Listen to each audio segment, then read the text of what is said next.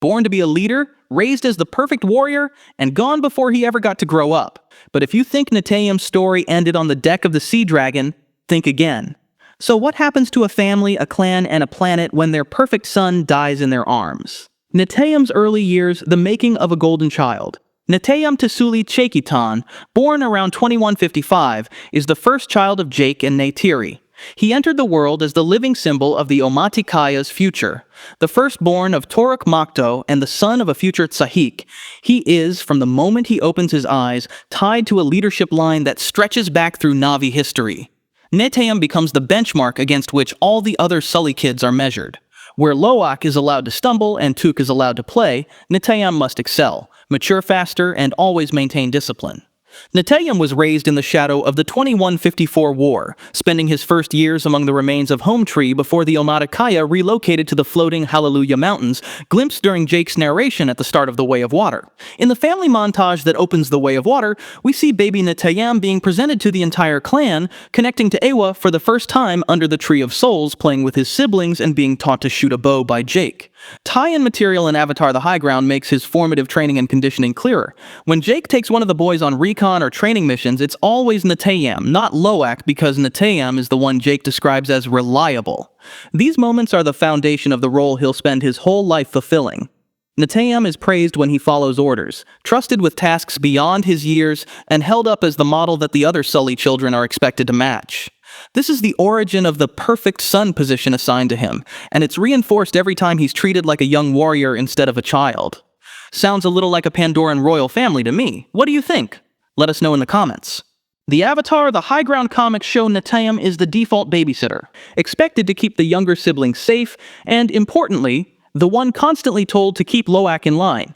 His relationship with Lo'ak in these stories is a tightrope walk between competitiveness and protectiveness. They spar, they tease, but the burden is always on Neteyam to prevent Lo'ak's impulsiveness from spiraling into danger. These are the sibling roles that The Way of Water amplifies into a full character triangle. Neteyam as duty and discipline, Lo'ak as rebellion and risk, and Kiri, seen in both the comics and the films, as the wild card who moves according to her own rhythm. If you're enjoying this breakdown of Neteyam's early years, don't forget to hit like. The burden of being the perfect son. The wider canon reinforces what we see in the films. Neteyam carries the burden of being the perfect son. Pandorapedia and tie-in guides describe him as noble, confident, and widely favored by the clan. The child who resembles Neytiri holds himself to an incredibly high standard and constantly tries to prove his worth to Jake. That reputation shapes how everyone treats him. But what's most telling is the kind of praise he receives. Neteyam isn't celebrated for being curious or expressive. He's celebrated for discipline, for following orders, staying controlled, and doing exactly what's expected. His value, as the adults define it, is tied directly to obedience and responsibility. Freedom isn't part of the deal. Interviews with Jamie Flatters reveal another layer to this pressure. He notes that Neteyam wants to be seen as a leader and warrior like Jake because he's internalized that expectation. He wants to live up to Tuk and Lo'ak's image and prove he deserves the future everyone assumes he'll inherit. At the same time, he's shaped by Neytiri's side of the family, by her spirituality and her connection to Eywa. He's pulled between two worldviews. This all raises the question the story never lets him answer. Did Neteyam ever actually get the chance to just be a kid? The Way of Water. Warrior. Brother. Protector. When The Way of Water moves out of its opening montage and into the present-day conflict, Neteyam is already playing the role of a young warrior, joining a guerrilla attack on an RDA maglev train. But the defining pattern of his story soon reappears. Lo'ak, eager to prove himself, ignores Jake's orders to keep watch and dives into danger. Neteyam follows, not to join in, but to contain Lo'ak, to stop things from getting worse. The two are then caught in an explosion, with Neteyam taking the heavier hit. Jake's reaction seals the dynamic. He scolds Lo'ak, yes, but he turns to Neteyam with sharper frustration and reminds him that it's his job to keep his brother in line. The message is obvious. Bravery is assumed, obedience is required, and Lo'ak's mistakes ultimately fall on Neteyam's shoulders. It's a pattern the film returns to later, tragically. Old battlefield encounter and forced exile. The turning point for the Sully family comes in the old battlefield, a forest scarred with gunship wreckage, AMP shells, and rusted metal from the First War. Lo'ak, in his usual mix of curiosity and defiance, leads Kiri, Tuk, and Spider on an expedition. When they are captured by Quaritch and his recon squad, Neteyam is dragged into the fallout. Jake and Neytiri launch a rescue bid, and in the ensuing firefight, a recon sets his sights on Neytiri.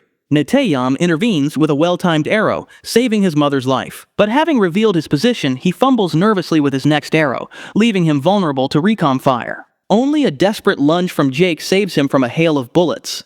It's a timely reminder that the Golden Boy is still just a kid. All the Sully kids are rescued, but the encounter makes Jake realize that Quaritch will keep hunting him through his children, and they are no longer safe. Overnight, Neteyam shifts from heir of a forest clan to a refugee trying to adjust to a new home and a new way of life. And if you're enjoying this video, why not try adjusting to life as a subscriber to this channel? Learning the way of water. Once the Sullys arrive in Eywa, Neteyam adapts to the Metkayina way of life with the same focus he applies to everything else. During reef training, he picks up new techniques: elu riding, breath control, diving, taking instruction from Tsireya without the friction Lo'ak shows. Yet he's still pulled into the familiar role of mediator. When Anung mocks Kiri and Lo'ak as freaks, Neteyam tries to defuse the situation before backing his brother once fists fly. Later, after learning Anung abandoned Lo'ak beyond the reef, he drags him to Tonawari to confess, while still urging Lo'ak not to make things harder for the family. Lo'ak isn't just breaking rules anymore, he's brushing ever closer to death, bringing Neteyam one step closer to the line with him. Protecting his brother stops being a responsibility. It becomes a countdown. The Tulkun Hunt and Seadragon battle. The Tulkun Hunt sees Neteyam make the most important choice of his story.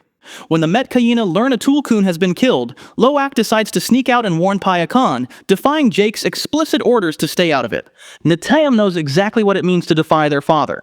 He argues with Lo'ak and tries to stop him, but even after this is thrown back in his face as the perfect son, he still ends up following. For once, he isn't just cleaning up after Lo'ak's recklessness, he's choosing his brother's cause over Jake's authority, which marks a crucial shift. Their choice pulls them straight into Quaritch's trap. Payakan has already been tagged by the whalers, and Lo'ak, Tsireya, and Tuk are captured and used as bait. In the running fight around the whaling ship in the sea stacks, Neteyam helps save Payakan by ripping off the tracker and drawing fire away on an elu, fighting with the same hit-and-run technique Jake drilled into him from childhood. Everything then escalates aboard the Seadragon. Neteyam boards the ship to rescue his captured siblings and frees Lo'ak, Tsireya, and Tuk. He's ready to pull them out, but Lo'ak wants to go back for Spider, who is still in the RDA's captivity. Again, Neteyam chooses to follow Lo'ak. The infiltration that follows is the clearest demonstration of his abilities in the film. He moves through the ship with controlled aggression, coordinating with Lo'ak in tight spaces, freeing Spider. Under fire, he stays focused and decisive, leading the others to the moon pool and making sure Lo'ak and Spider hit the water first before diving after them. For a brief time, Neteyam isn't just a child under pressure, but a fully realized warrior, doing exactly what he was raised to do. Tragically, it costs him everything: Neteyam's death. Neteyam is hit as he jumps into the water. The wound is fatal. After a ride on an elu to safety from Quaritch, his final moments are spent surrounded by his family, Jake and Neytiri holding him as the light fades from his eyes, the perfect son fulfilling the role he's been trained for since childhood. Protect your siblings, no matter the cost. The Metkayina funeral that closes out Way of Water is stark and beautiful. His body is returned to the sea as all gather in mourning. Neytiri is devastated, Jake is hollowed out, and the younger siblings, especially Lo'ak, are shattered. In a story defined by responsibility, expectation, and sacrifice, Neteyam's death is the ultimate tragic payoff. If Neteyam's story hits you as hard as it does us, make sure you're subscribed so you don't miss our deep dives on the rest of the Sully family. Death and legacy. Neteyam's shadow over fire and ash. The emotional fallout of Neteyam's death will be the foundation of Avatar, Fire and Ash. Jake and Neytiri will still be shattered, their relationship strained by grief. For Lo'ak, the impact is likely going to make him grow up very quickly. Now the oldest surviving biological child, he carries a weight he never trained for. The survivor's guilt is immediate and crushing. It was his decision to sneak out, and then his insistence on rescuing Spider that drew Neteyam into the line of fire. Fire and Ash is set to focus heavily on Lo'ak's trauma, his newfound responsibilities, and the impossible task of living with the knowledge that his brother died saving him. Neteyam may be gone, but Lo'ak's arc is now shaped entirely by the shadow he left behind. To soften the blow of his absence, some good news. Neteyam will be getting some screen time. In Fire and Ash, the first trailer opened with a flashback of the brothers riding their Ikrons together. There is also the strong possibility that Lo'ak or Neytiri might commune with Neteyam at the Tree of Souls. These moments could allow the characters to speak to him, ask for guidance, or confront the grief they've been unable to voice aloud. Even in death, Neteyam will be the quiet, emotional center of Fire and Ash, with the entire story shaped by the consequences of his loss.